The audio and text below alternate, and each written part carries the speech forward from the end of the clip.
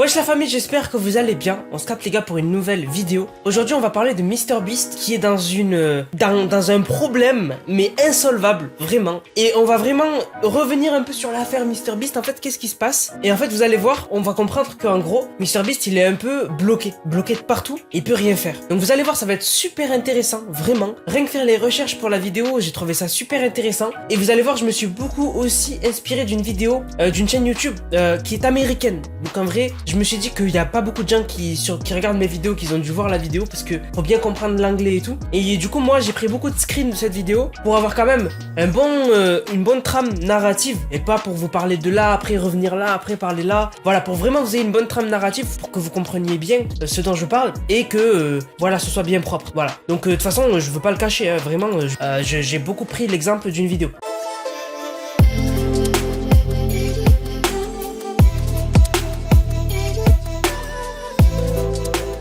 Donc d'abord, première news, on va parler de Razer. Donc vous le savez, alors pour ceux qui voudraient se lancer dans le streaming ou même sur YouTube en tant que youtubeur ou quoi, en fait, vous avez peut-être déjà entendu parler des Stream Deck. Donc c'est ce qui te permet en gros d'animer ton live. En fait, sur ton live, t'as plusieurs scènes. T'as une scène où tu parles avec les gens, t'as une scène où tu joues aux jeux vidéo, il y a une scène où tu réagis à des vidéos et tu vois l'écran il change. Et au lieu de le faire manuellement à chaque fois sur ton logiciel, il y a par exemple le Stream Deck qui est très connu, fait par Elgato et qui en fait te permet en gros de switcher de scène directement, ça te permet de rajouter des bruits, voilà, bref, plein de choses. Et en fait, Elgato, ils avaient zéro concu, ce qui faisait que les prix, ils étaient hauts. Et en fait, du coup, la Razer, ils ont sorti un nouveau Stream Deck, donc qui s'appelle le Controller X, et en fait, du coup, c'est l'équivalent du Stream Deck, mais moins cher que le gros Stream Deck qu'ils avaient sorti, parce que, en fait, Razer, ils arrivent dans ce milieu-là du streaming et tout, et en fait, ils avaient sorti le Stream Controller, qui coûtait super cher, il coûte 270 €. Mais par contre, il te permet de configurer de ouf et surtout, t'as des molettes, il est tactile et tout, vraiment très stylé. Mais 270 €, c'est pas pour tous les budgets. Et là, du coup, ils ont sorti le Razer Stream Controller X, qui du coup, lui, vaut 180 €. Alors, je précise, c'est pas du tout un placement de produit que je fais là. Hein. C'est juste que moi, j'aime bien parler un peu de technologie. Et en fait, alors, il est plus cher de 10 € que le Stream Deck équivalent. C'est-à-dire que le Stream Deck équivalent, avec le même nombre de boutons et tout, il coûte 170 €. Et celui-là, il coûte 180. Mais vous avez des logiciels compatibles comme Philips Hue, etc. Et voilà, vous pouvez tout configurer comme le Stream Deck, sauf que là vous avez un produit Razer que je trouve qui est bien, c'est que du coup le fait que Razer se mette dans ce milieu là, ça va forcer Elgato à des fois faire des prix plus bas pour s'aligner avec la concurrence ou justement faire mal à la concurrence, et derrière ça va les obliger à faire des produits quand même, à faire souvent des nouveaux produits, tu vois, pour en fait pour les joueurs c'est parfait en fait. Là ce nouveau truc de Razer il est plus cher de 10 €, mais du coup peut-être que plus tard Razer ils vont faire un objet pour le streaming pas trop cher et Elgato ils vont devoir s'aligner avec, tu vois ce que je veux dire? Voilà, donc je trouve que c'est une bonne nouvelle. Et même pour ceux qui n'aiment pas l'écosystème Elgato, enfin Corsair, là vous avez un écosystème autre et du coup ça vous permet de pouvoir avoir le choix. Voilà, le choix c'est super important parce que quand tu pensais Stream Deck tu pensais Elgato quoi, tu pensais pas autre chose. Là peut-être que Razer vont changer la donne et ça c'est trop cool je trouve. Alors maintenant les gars, on va parler de Discord. Alors on reste dans les logiciels de gaming, de streaming, entre potes. Bon, je pense que vous connaissez Discord. C'est en gros, c'est le nouveau Skype, voilà. C'est-à-dire que si vous faites du gaming ou même que vous êtes juste entre potes, etc., tout le monde utilise Discord, vraiment.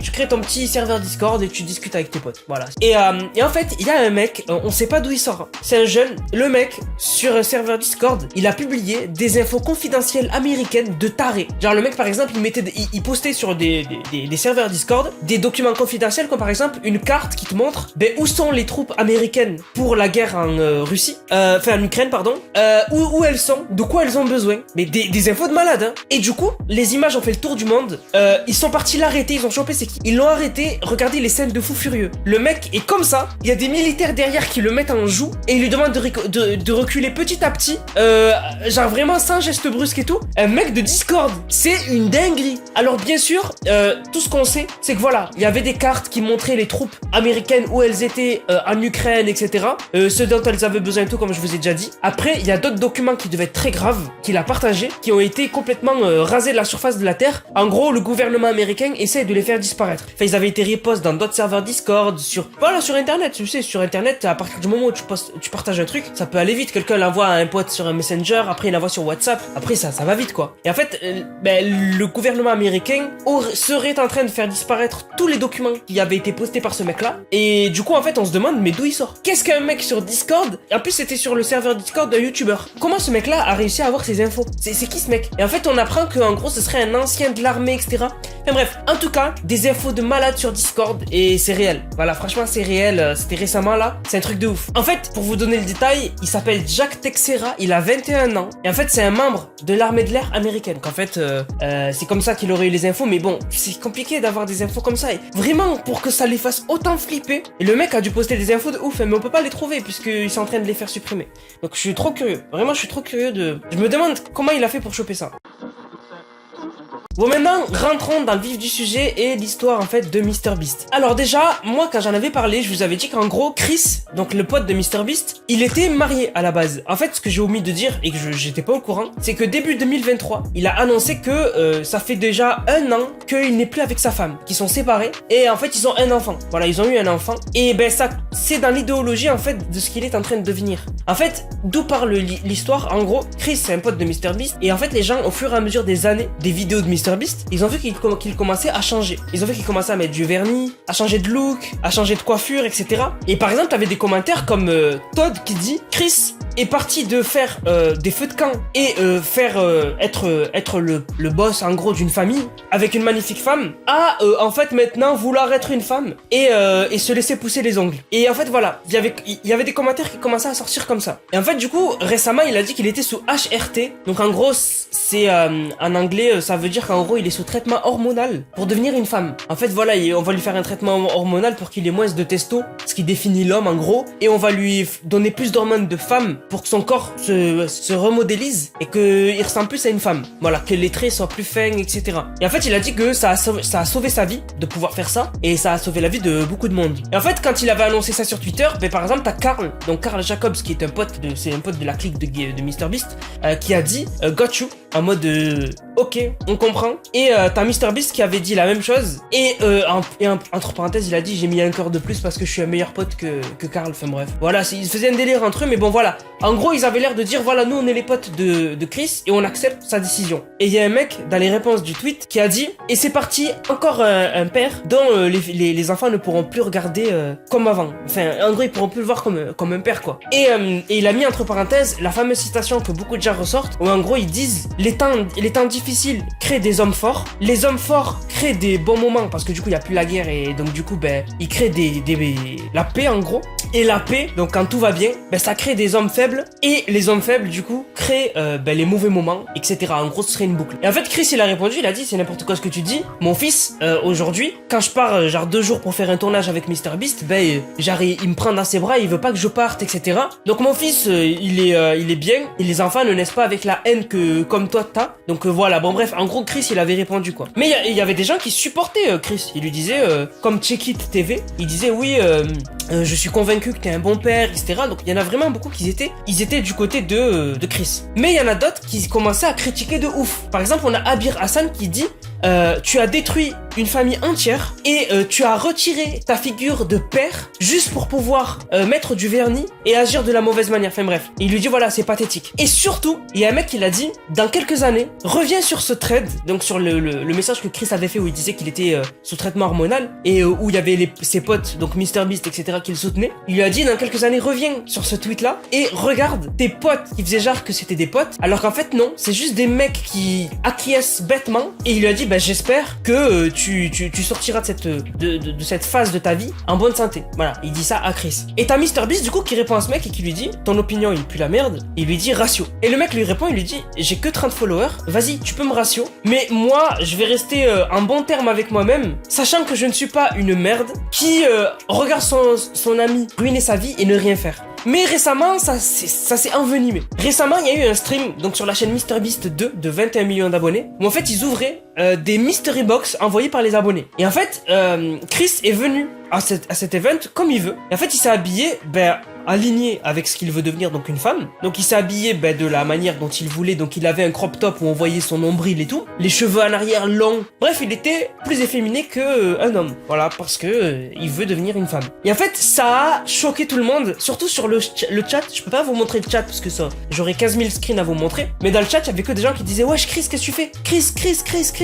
Plein de messages comme ça. Et en fait, l'ambiance avait l'air pesante pendant le stream. En gros, il y a plein de fois où Chris, il montrait des dessins qu'avait fait la communauté de MrBeast de filles. Et Chris, il disait regarde, on t'a dessiné. Il faisait une blague en mode MrBeast, il ressemble à une fille.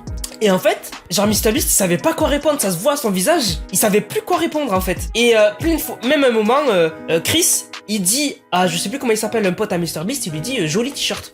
Et le pote à MrBeast, il lui dit toi aussi joli t-shirt, en parlant de son crop top. Et Chris, il dit à MrBeast, toi aussi joli t-shirt. Et MrBeast, au lieu de lui dire joli t-shirt, il dit jolie chaussure. Genre, il était mal à l'aise en fait. Il était super mal à l'aise ce live. Je vous invite vraiment à aller voir le live. Hein. Vous allez voir, il était super mal à l'aise MrBeast. Et dans les commentaires, ça a continué. En fait, ça va aller de pire en pire parce que plus il va ressembler à une femme, Chris, et plus les gens vont critiquer MrBeast et ses décisions. Et par exemple, t'as Martial qui dit je n'ai jamais vu Jimmy, donc Jimmy c'est MrBeast. Il dit j'ai jamais vu Jimmy autant déçu et triste qu'aujourd'hui. Et le pire, c'est sur TikTok. Sur TikTok, on a eu des montages de ce live-là, où en fait, ils font des gros zooms sur MrBeast qui a l'air blasé. Et genre en mode, ils font genre qu'ils se rappellent de l'époque où Chris, il était normal pour les gens, entre guillemets.